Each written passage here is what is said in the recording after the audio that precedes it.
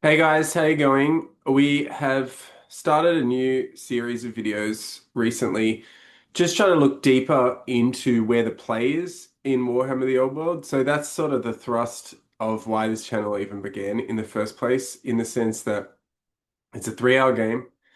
You've spent hundreds of hours painting models and building, hopefully, a board that looks like on the screen, something that is coherent and immersive, and you're sitting down and you want to play a game that isn't going to be over in 5 minutes, and that there might be decisions you make and the outcome is reliant on that, or at the very least, it tells a great story. And so throughout, we've sort of thought that the old world and Games Workshop games in general have started to veer into list versus list games, and tournaments or events themselves sometimes don't always cater to whether the best player wins, even though that's the way it's sort of presented in the wash-up.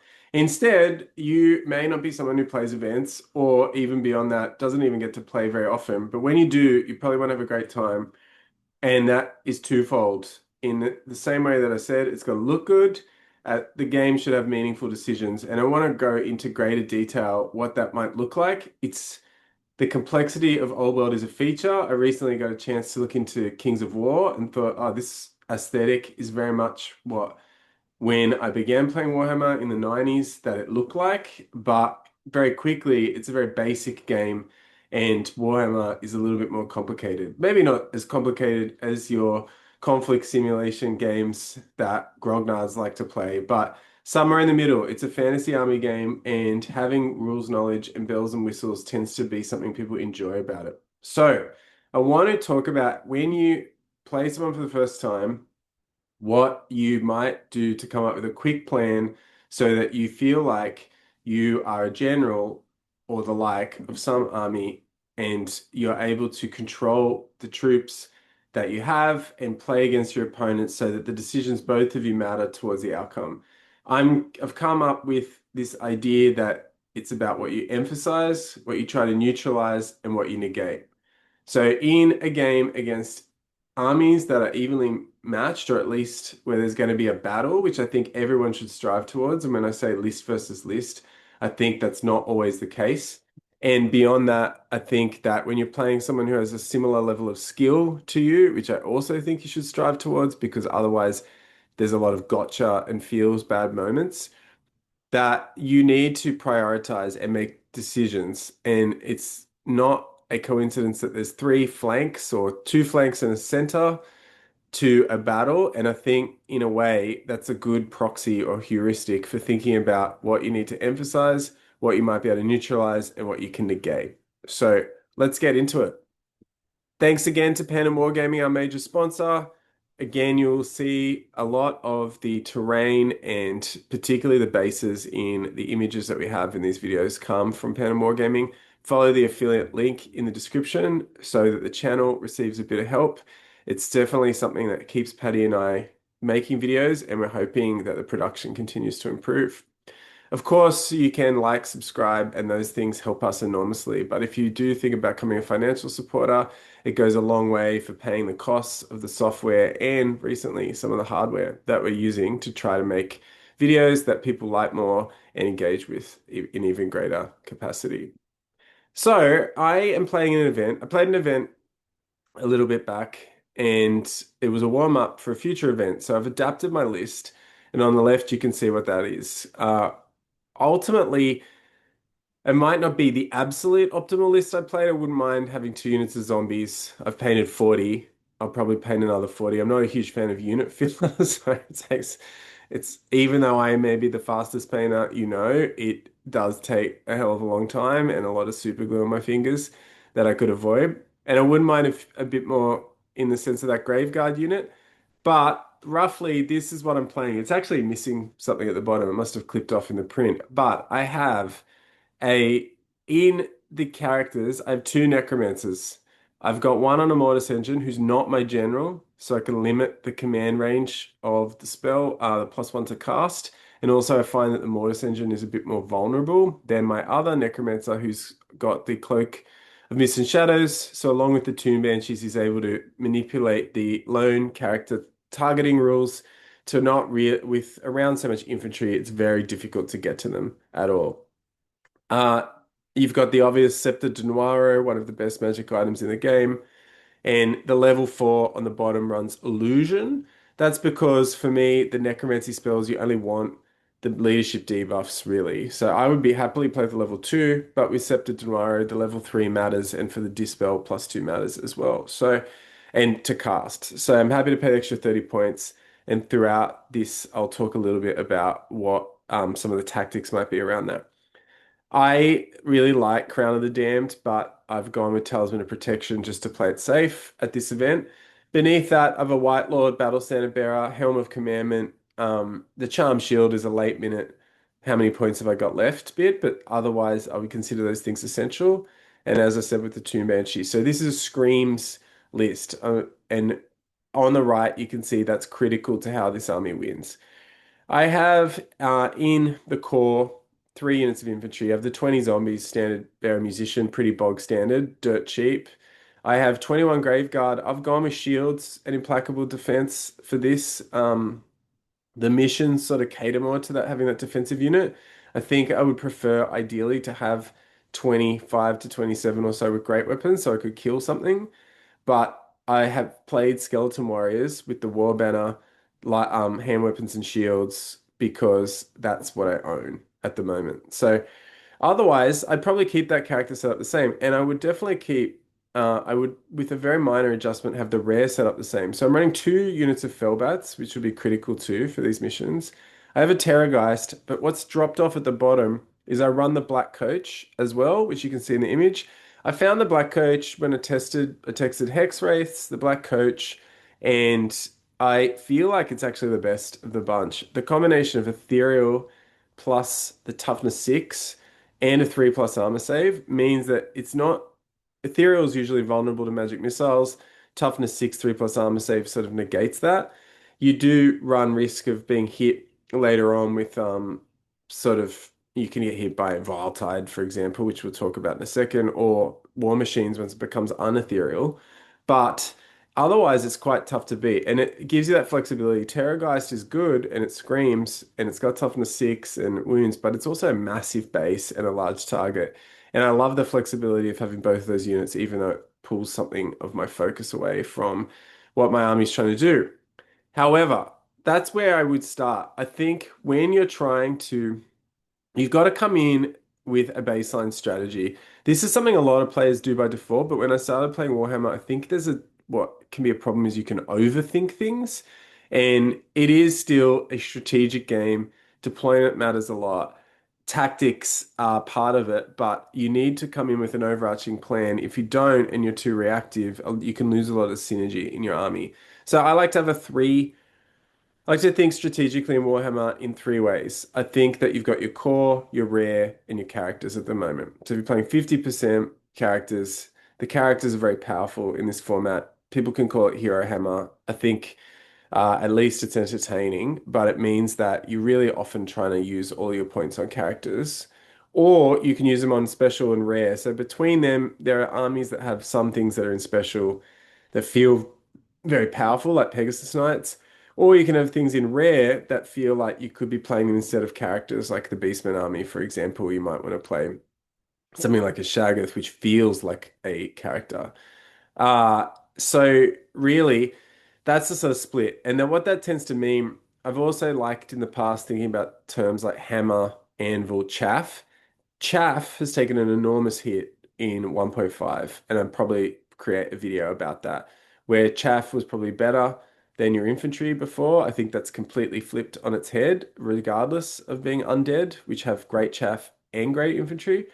So in this instance, I've gone with a narrative that sort of combines these things so that in your head, it's sort of easy to understand what you're trying to achieve. And that is for me to build an impenetrable wall, to scream down the high value small targets, and then to use flyers, which evade the sort of march test that can plague other armies to win the flanks and attack the rear guard of my opponent.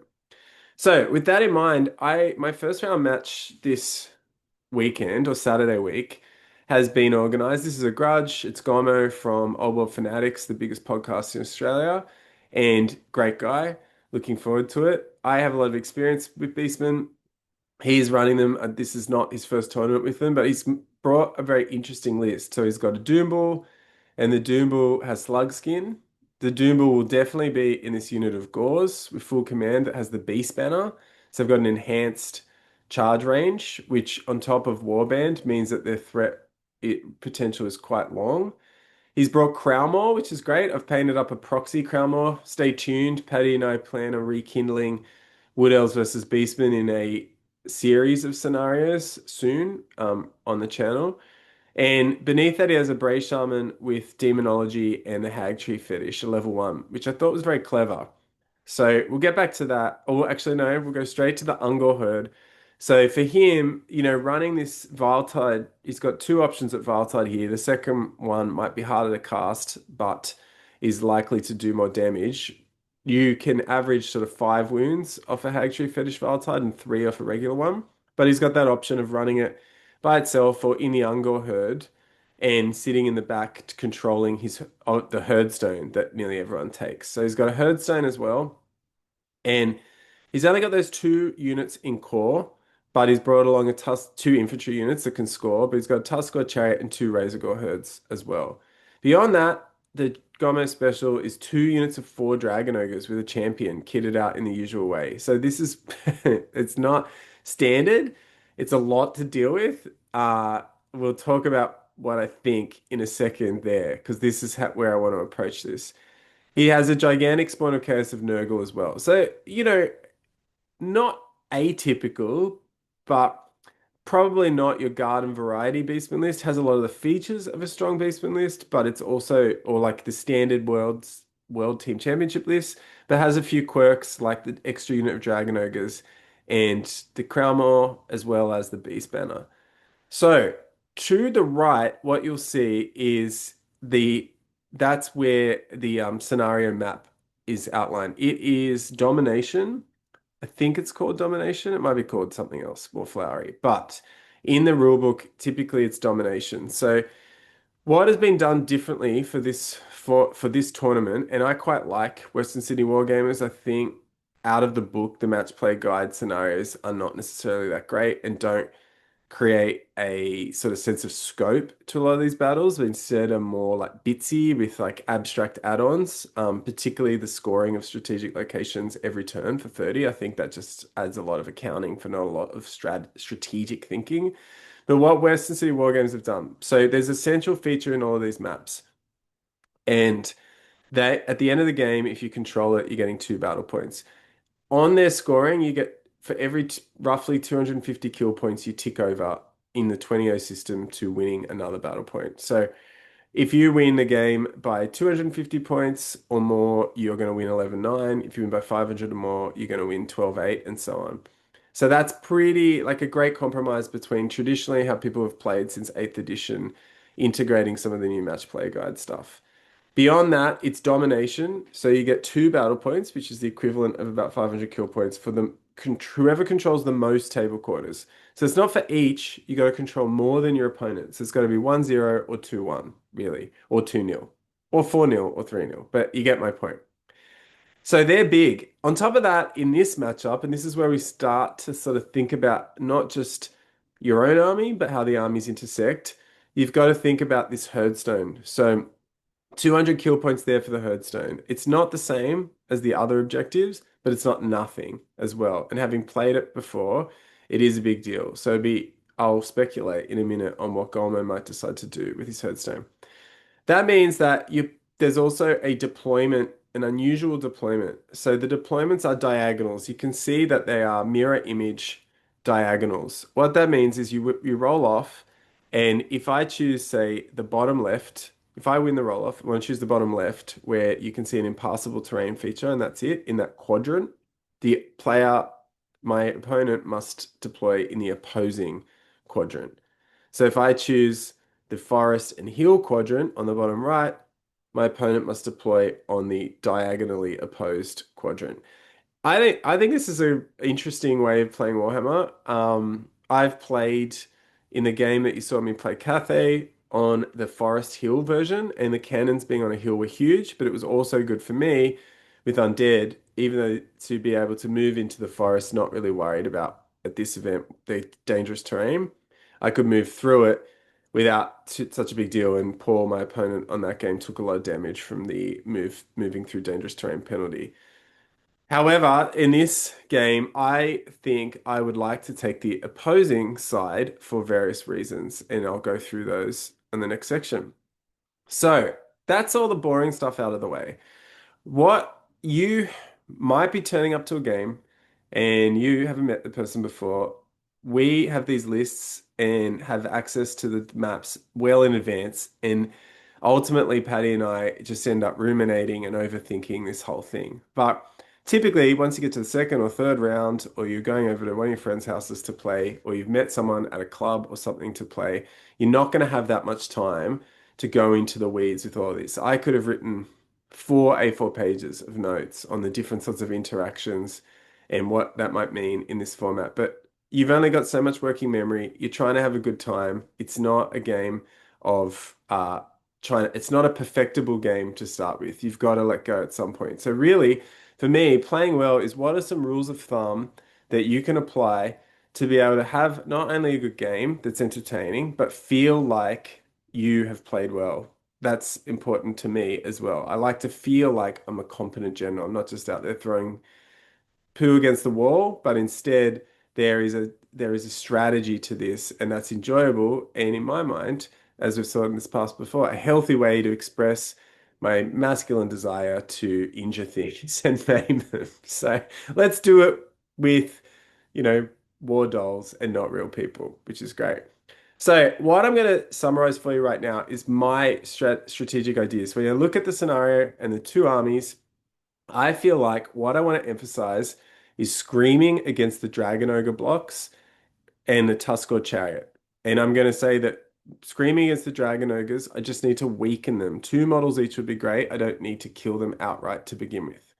That's because my infantry can then handle them. If you think about the Dragon Ogres, they have two stomps each. They have 3 to 4 attacks each. They are going to hit my infantry on threes. They're going to wound on twos. And then those stomps are going to kick in as well. They're quite capable of knocking down my undead units by themselves. They also fortunately have leadership 8. Unlike the Doombull block, which will be in a warband Gore unit, so its leadership will be 10 to begin with, and the gigantic spawn, which ridiculously has leadership 10, with its yeah, I don't know, with its tiny brain. I've also just put that Tuskor Chariot in there as an easy target. The Tuskor Chariot with first charge and its speed is able to do a lot of damage. And for me, the danger to my infantry blocks is getting flanked and charged by multiple things that allows them to one-shot an undead unit. If I can make it to my next command phase, I can bring back all of them.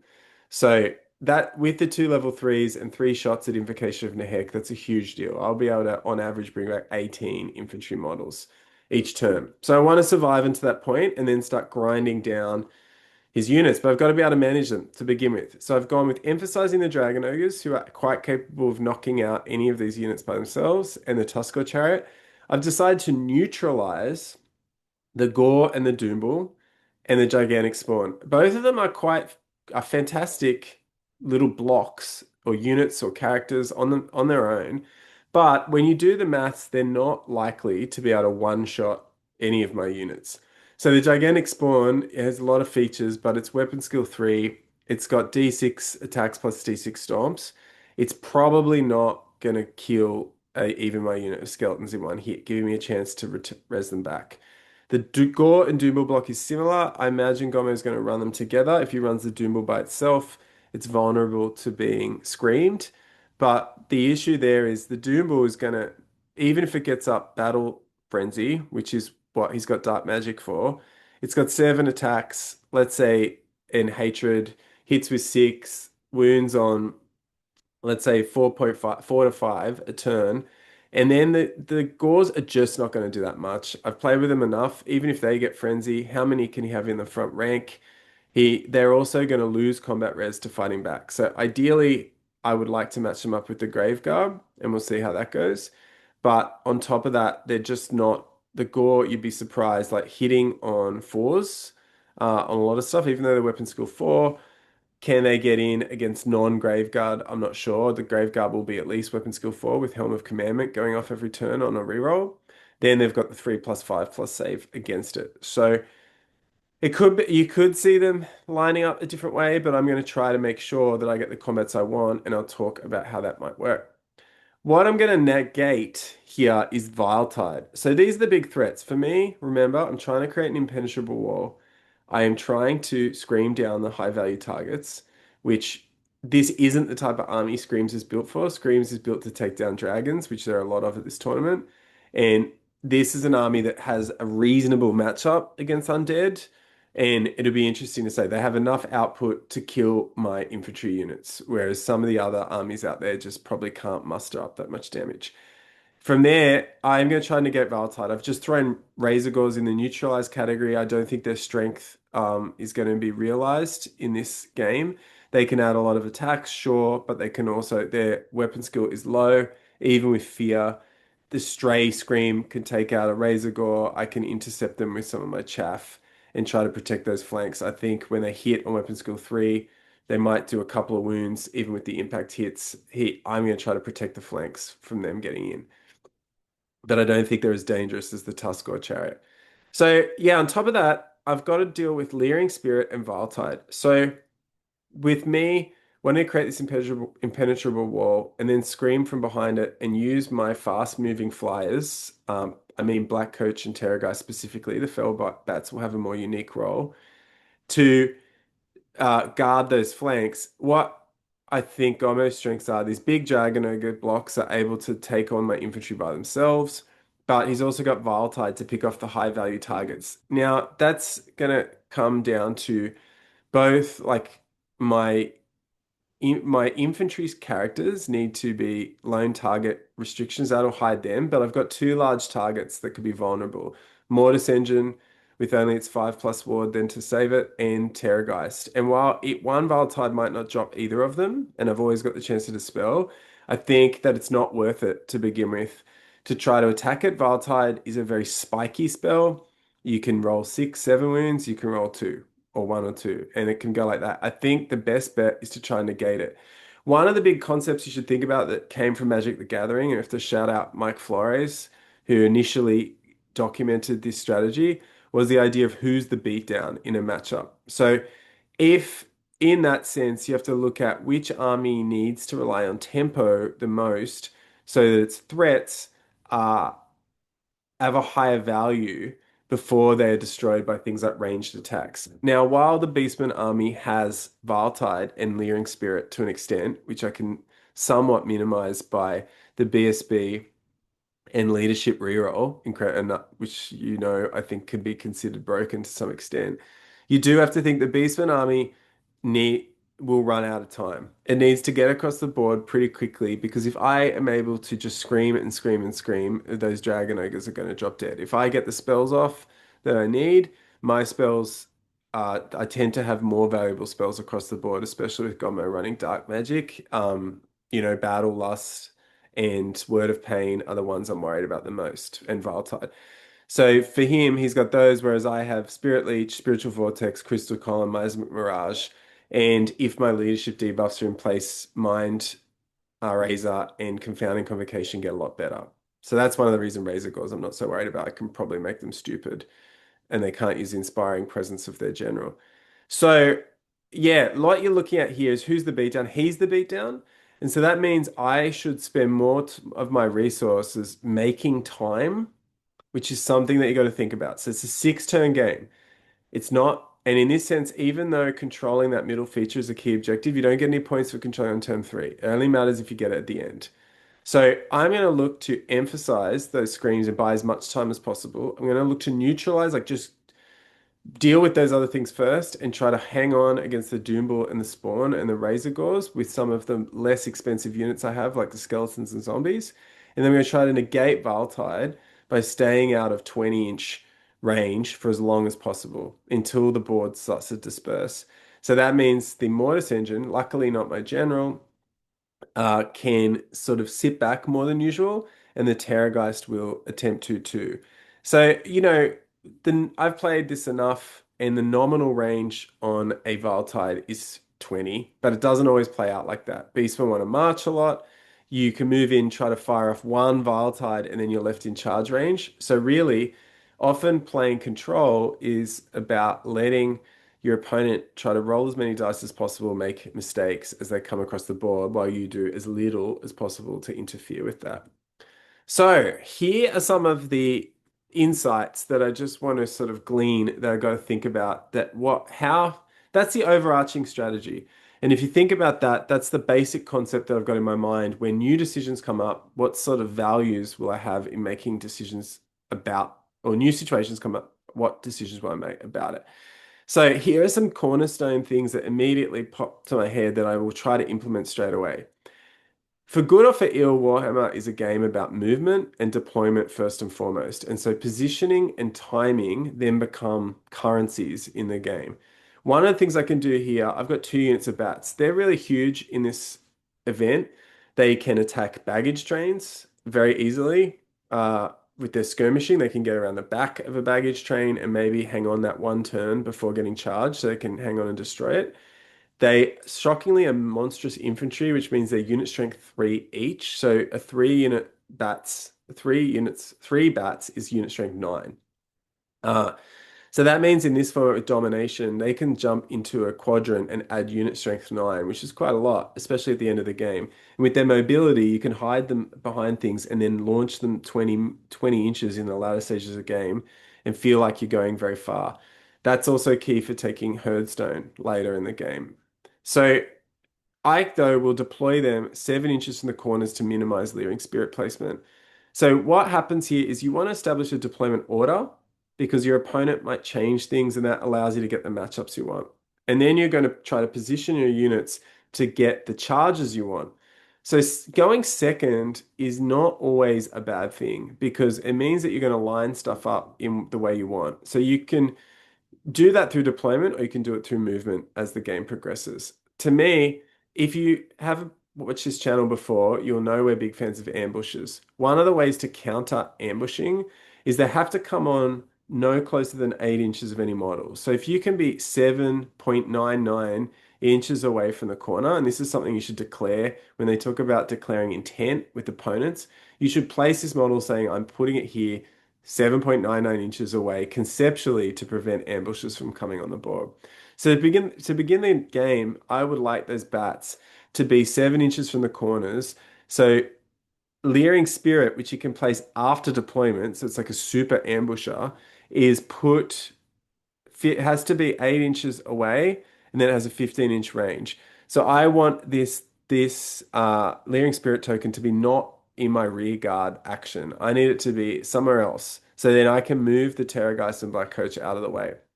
So I'm going to position them this way, and that means that Gomo won't be able to put his Leering Spirit like smack bang in the back of my deployment zone and then have this 15-inch radius where he can start throwing off leadership debuffs. So you might think it's not that good. Against vampires, it's extraordinarily good because we have the lowest leadership in the game to compensate for all the other ludicrous abilities that we have. I'm told by John Arita that this is historically important for vampires where Tomb Kings have high leadership, a nice bit of fluff for you if you want to follow up, if you're still hoping that we get back into a game that's driven by lore in the releases and rather just the almighty dollar. But what I'll do is put those bats. So they're my first 2 deployments to try to protect my deployment zone. Then I want to place my anchor infantry. So remember, Graveguard zombies. The zombies are better than skeletons because you can use invocation in the first few turns when nothing much is happening to raise up to 40 beyond their starting size. If I could have taken 25 skeletons, I would have. I just don't have the models for this event. That means that my horde bonus is going to stick around. So thank you to that commenter on the last video who pointed that out. But that the horde bonus means I'm consistently getting the huge static res of Banner, horde, unit strength 10 infantry plus potentially outnumbering infantry. So if you are going to run skeletons, I think you want sort of 25 to 30, really. They're 5 points each. So Graveguard and zombies matter. If you go back to the map, if we're running through the forest, I will place my infantry, Graveguard, zombies, skeletons, so the zombies and skeletons are protecting each other's flanks. If the thing I want to avoid with this impenetrable wall is having my Graveguard flanked. They will survive otherwise. They've got a 3+ armor save in combat and a 5+ regen save. They're doing all right. The skeleton zombies are a little bit more expendable. Beyond that, if I am on the impassable side, I probably want the Graveguard and the zombies on alternate sides of the impassable. That's because they're the most resilient units. And again, I don't want them to get flanked, but that means I am going to set up the skeletons and the Black Coach next as defenders of their flanks. So if Gomo sends his Razor Gauze through or his Tuskor Chariot, or some other combination where he's trying to get two units to multiply to charge to have multiple charges on a unit, I am protecting against that. Especially even though he has a lot of fear, the Black Coach and Terra fear with unit strength 5 might be able to get some penalties onto that Razor Gore or Tuskor Chariot. So that's the plan there. Bats, Zombies, Graveguard, Black Skeletons, Black Coach is probably the order. This has given him a chance to drop some of these Dragon Ogres, hopefully, and we find out where they go. But it'll be obvious because they take up so much space on the board where they will end up soon enough. The Terrorgeist is probably the most careful deployment. It'll probably end up in the middle of the Fellbats to be as far away from the Leering Spirit as possible because it's a large target. It can be picked out over the top of the infantry. I should say that that infantry is going to block the Fellbats so that they're not going to be hit straight away by a Leering Spirit with their leadership 3. I want them to survive until the end game. But the Terrorgeist is then going to sit in a space where it will be able to the uh, reach the Dragon Ogres. So with the Mortis Engine, it's going to have Fly 10. It'll have 18-inch range to start screaming down Dragon Ogres as soon as possible. After that, it'll be the characters. It'll be pretty easy to intersperse the two Tomb Banshees so that they are positioned centrally, but ideally so that they're able to go to either flank if I'm able to get Hellish Vigor off. The aim there is that they just need to not be the closest target to Valtide. They need to be out of the way from any overruns if a unit is destroyed. But that's not too hard to do. We're going to keep them as forward as possible with just enough space back so that the closest target is one of the infantry blocks and not them. With Ethereal and the lone targeting rules, there's nothing Gomo has in this matchup that's going to be able to get to them until he can target them with Viletide outside of combat, or Leering Spirit, or the Dragon Ogres with their magic weapons are able to get in. But until then, there's nothing like an indirect fire magic weapon that's going to get them. So beyond that, the Mortis Engine really just needs to be able to give +1 movement to the units that need it. But at the same time, it's more important that it's large target status, that it's sitting back enough not to be Leering Spirited or Viletided early. And in this format, it's just then going to be, it's got the Ruby Ring, 24 inches. Really, the key ranges for me are that 15 inches to get off Spirit Leech and 12 inches to get the Spiritual Vortex out in a place that's going to have some sort of effect on multiple units with its -1 leadership and dangerous terrain. All in all, this sort of means that I want to go second, interestingly enough. So even though I will win deployment +1, to roll, I want to go second in this matchup. So we'll see how we go. If I have to go first, it's not the end of the world, but I probably would only shuffle around at this stage. I don't know if I would move much forward. I don't want to come forward, even though I'm going to be taking Hellish Vigor, mostly because it can give reserve move to my Screamers, so I can duck in and out if I need to. So if you saw that, to go back to this map, that impassable terrain, I can use my ethereal units if they have reserve move to jump out and then jump back in, which would be extraordinary and cute. But and even the Mortis Engine could fly over the top if I probably can't with its base size back up 4 inches to get back over. What's its base size? 100. So exactly 4 inches, depending on your. I think if you're playing 2.52 centimeters, it probably able to do it in the abstract. So that's Warhammer. It's most nitty gritty, guys. The 2.52 inch or the 2.48 inch. In the comment, put it below because with a 100 mm base, those 4 inches might be huge going forward and backwards. So the aim here is I have the spells So I'm going to be taking Curse of Years instead of Unquiet Spirits. That'll mean that if I can hit one of those Dragon Ogres and reduce them to weapon skill 3 or their movement, I might be able to buy either one turn of combat later or be able to then go into a the weapon skill 3, they're hitting on 4s against my skeletons and Graveguard instead of hitting on 3s, which would be a big deal. That would be enough probably to save 2 or 3 bodies. So on top of that, I have the potential to have Column of Crystal, which is huge, needing to be, if I get it out, even if he's in range with Crownmore, it's a 9 to get rid of it. Obviously, Spiritual Vortex, getting it out there, but that's more of a my turn thing. At the same time, anything that creates dangerous terrain, those forests, I want to manipulate to get the low die and move through cover penalties on the opponent as much as possible. So that's what I'm going to be doing. I'm going to be trying to move around. I'm the control plate and just slow down what Gomo is likely to have, which is a full send of particularly his combat units, which is everyone. Maybe those Ungor and the Wizards don't do that, but we'll see. Also, I've got to make sure the bats are able to then they can score quickly in the end game, as I talked about before. So that's something to remember. And I need my priority here is I should be able to preserve domination. I find with beastmen, it's so hard to win a tournament with them because you just take so much in attrition. So I'm not a fan of 20-0 systems in this sense because with beastmen you have to come across with your lightly armored troops and take a hammering, and sometimes you annihilate them, but you've taken so much damage that you win 12-8, but you've worked so hard to win.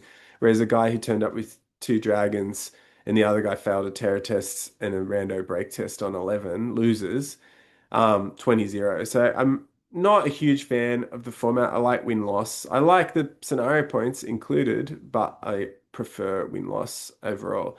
This means that for domination for me with Undead, I should be able to prioritize that. Like if worst comes to worst with the bats and the flyers, if things are going badly, I can hem in and just try to control quarters with just pure bodies across. So even if I'm being pushed back or I'm losing something like the zombies or the skeletons, because the zombies can be back up to 40 unit strength. Then, if I'm doing well, I should be pushing towards that central objective. But as I've talked about, so the emphasis here is take down the Dragon Ogres and I'll control space. If I take down the Dragon Ogres quickly, I might be able to push back through the Gore unit to the central objective.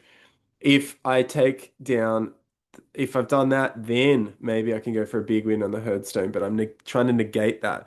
So if he has to come forward to me, the Herdstone is likely to be further back for him. I can't see Gomer being crazy enough to put it in my half of the board where I could be first to control it. I think that he will keep it in. Usually it's about a third up somewhere for that for the Beastman player, and that means that he will want his wizards to be within 12 inches of that to be able to shoot off their spells. So other than that, the odds start becoming pretty good. So even if he's got the Hearthstone bonus, I tend to have a 40% chance of dispelling it, and it dispelling the Crownmore version, and a 50% chance of dispelling the weaker version on when it's rolled up. So interestingly, like I might just stop it as well if it gets off. But my plan is to negate it for as long as possible because if I try to attack the Ungors or the Herdstone scorers first, I'll have to send my flyers through, and if they get Viletided, there's no chance to resurrect them. There's no chance to get away. If I can't make that unit, even if I send both through, then the game will be lost. So this is where you need to prioritize by emphasizing and neutralizing. So that central objective, the game will be played about that. And I've got to be patient and negating. The Kurdstone will be only be there if I smash completely. So that's where I think you got to think. Like if you're playing someone good and Gome's a good player, Gome's got a great list, you're not going to have this advantage where I've outplayed me and got 20-0. It's just the games I played, the best games I played are the 11, 9, 10, 10, 12, 8 range, where there's give and take to and fro. It's entertaining and there's a story that comes out of it. So to wrap it up, this is where this has been a very dense episode, but maybe one of the reasons why if you play the same army, you tend to get better and better at it. It's a really complex game, Warhammer, and that's what makes it great. But there's so many layers to the interactions that there's a lot of places you can get an advantage. And you have to just decide strategically which advantages are worth getting. That doesn't mean that there aren't tactics. And sadly, tactics tend to be more about opportunities to win or lose right there if you make a mistake or your opponent makes a mistake with known information. So I don't want to get too into the weeds with strategy and tactics at the like theater versus operations level of war, but you might want to just think about, right, what are the types of things that I need to be absolute about or specific about so that I can pursue my strategy without being waylaid by a disaster? And what can I keep my eyes open for to look for opportunities to just straight up win the game with a mistake from your opponent? So the first one is the lone character targeting restrictions go both ways. I need to be careful to make sure that my positioning gives me the chance to scream, but also that I'm protecting the banshees and my general particularly. So that general, really, he's only going to die to horrible luck on the miscast table, or if I'm losing the game badly, I should be able to protect him, but I've just got to make sure in that positioning, and that's something I should be open about in with intent at the table. On top of that, Gomer has to deal with Crowmore's 30-inch base and his other level one. If there's an opportunity for me to get in and scream down, particularly his level one, because Crowmore has that ridiculous ward, that means that I even could get some debuffs off, but it could cause problems where he might save it all and I've wasted some scream. I will take it because then it opens up for my large targets to start to operate more with impunity across the board with their large threat ranges. So this is going to be a game where lone character targeting restrictions come out. We made a video a while ago about that, but it's starting to become more obvious that this is a really good, strong way to play. So for Dirge, Vile Titan Spirit, I've got to be careful to spot when Gomo falls out of that trap, and I've got to maintain it in my movement, especially with the reserve move options I might have, and thinking about whether, like, as I try to move forward, units moving at different speeds. That large target vulnerability is a big deal. Gomo doesn't have, he has the giant spawn. I'm not going to have anything really worth, like maybe I could dirge it later on, but for me, it's that the Vile Tides, him throwing it into infantry is not a waste of his time. So to me, if I can block anything that isn't a large target behind the infantry from line of sight, Leering Spirits and Magic Missile as well. But I've got to keep those large targets away from being Vile Tided for as long as possible. The other tactical thing, so that positioning, I've got to ride it out. You've got to be patient at the back. Low roll die on charges through forests or templates reduce score. So this is me. You've got to have an idea. Zoning is a really important skill. The game is about who gets the charge off. Charging is not as good with the infantry rules anymore, but we know strategically in this game, Gomer is going to need to charge. I am not charging. My guy will be putting my units, or my infantry, in his face. I'll be charging with my flyers if I can, and it's advantageous. But really, the infantry units will march up as close as possible that I can get away with. And if I can't avoid being charged next turn to reduce their initiative bonus as greatly as I can, but otherwise I will be not charging. And because I want him to take the first hit, resurrect all my models, and then try to survive the next two turns by whittling him down. What's going to happen though is with the Beast banner and Warband, you can expect that Gore unit, which is movement 5, slowing down the Doomball, to be movement average about 12. So Warband, give or take, you've got a pretty good chance of rolling a 5 on the Warband reroll. And with the Beast banner adding plus D3, it's plus 2. So even though he's looking at 14 declarable, it's a bit of a long shot. You're more looking at about 12 getting in. So the last thing you want to do is fail a charge. Failing a charge is quite rare in Warhammer, but one of the biggest things that makes it happen is the difficult terrain, dangerous terrain. Similarly, the Dragon Ogres are the same. So they're going to go, they move 7, but you got to expect a 5, I think, on a charge. So roughly, I think you got a 50, rolling 2 dice, you've got over half a chance of rolling a 5. A 6 is 30%. If you roll it again, you've got over half. So if Warband going up to a 6 is a thing. What there's a lot of chances on this map with those forests to play around difficult and dangerous terrain, and I have the impassable in Crystal Column. I have the reduction in movement from Miasmic Mirage and from Curse of Years, and I have the potential for Spiritual Vortex to be dangerous terrain as well. So anything I can do to make him take the low roll is a big deal. A lot of variance comes in. The low roll is probably, I think, the most untapped area of skill in the game. We've made videos on this. I would go back and have a look at how damaging it is when you have to take a one on the low roll, and you, even though you still get your base, you get your charge movement, and that's once you fail a charge, you get that roll, and that's it. So if it's one, it's one. And so then I achieve my goal of winning another turn where I'm able to scream at things or gain a better position.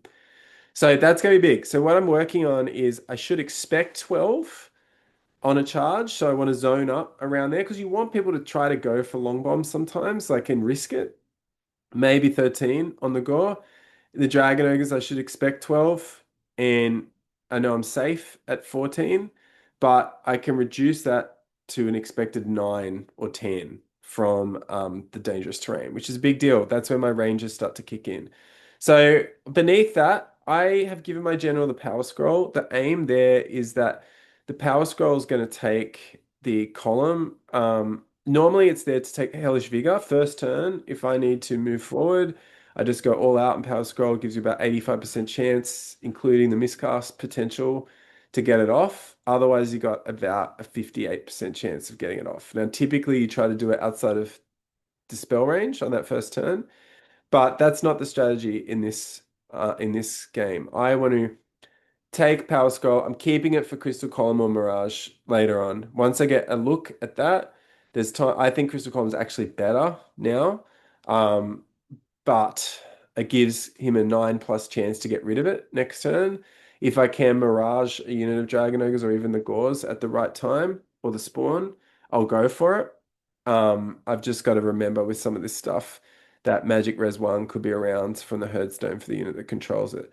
So on top of that, the Ruby Ring is there. Like really, I love to go after things. Might not get off very often. I gotta remember his core is weak. If I can go after the Ungor and rip off four of them twice, he's no longer going to be able to contest, or he's not going to have any sort of bonus. But also the Gore unit, once they're lower than if I can outnumber them, then I can start to think about fear from Terra. I can start to think about if we're both stuck on the central objective, but I've got my unit fully res back to 21 or 20, and he's stuck at 15 plus a Doom Ball, then I win at the end. I don't have to kill him. I just have to have the highest unit strength over the contested objective. So that would be enough. I've gone with Curse of Years over Unquiet Spirits. Its only decent target is the Ungor. Um, fishing for sixes is too much with that spell when Curse of Years fits the other parts of my strategy, even just for the -1 movement. The toughness is a bonus for sure, but the minus weapon skill on the Dragon Ogres and the toughness, the -1 movement is a big deal for me. So I've just got to keep these tactics in mind that's how I want to play. I've got to make sure that the screen flexibility, sometimes I've made mistakes putting Tomb Banshees too far away. Typically, they'll be close enough to the Mortis engine to get 7 movement. If I can bounce in around so that if the Dragon Ogres are on opposite flanks, if I can kill 2 Dragon Ogres every unit, they're probably weak enough for me to take them on with infantry. So that'll be the tactical stuff that I think about. So thank you if you stayed with me for this long. There is a lot that you can talk about in Warhammer in a matchup. And this is probably more comprehensive than I wanted to be, but there were a lot of notes that I had, so I thought I might as well roll with it. I think if you're just getting into, well, where's the play? How can you have an exciting game where you feel like you're in control of your own army and you feel like emotionally like you might be leading a fantasy army, which we are all nerds doing this, so don't pretend you don't love it. And then, come what may, Warhammer's a game of dice. Maybe you get beaten, but you feel like you did your best. I would focus on what is your default strategy when you look at what your opponent and the map are trying to do. What can you emphasize? What can you neutralize? And what can you negate? because you can't do it all. You're not just going to win every combat, and maybe you don't want to. It's not a very interesting game. I find the best games are where there is a to and fro, and as the game progresses, it's a battle of different approaches to the game. And those tactical things that I came up with at the end become the excitement. And from there, you get a series of events that creates a great story. So, thanks again. Really interested in this one. We have been making content that is a little bit more general in access for people. So if you think this is something that you want to see more of, we really appreciate it. Obviously, if you are a financial supporter of the channel or someone who comes to the Discord, we're very interested in what you have to say. So follow those links. We will make bespoke content for the people that support us. So let me know if you like more of this. I've got a lot in me and I'll create it for you. Thanks for viewing. See you next time.